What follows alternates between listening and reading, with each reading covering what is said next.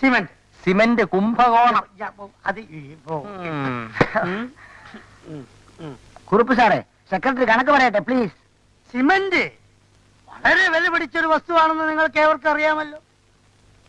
Guest ഹൗസിന്റെ പണി നടക്കുന്ന കാലത്ത് സിമന്റ് എങ്ങും കിട്ടാത്തൊരവസ്ഥയായിരുന്നു. അത് ഞങ്ങൾ ആരും അറിഞ്ഞില്ല, ഞങ്ങൾ ആരും അറിഞ്ഞേയില്ല.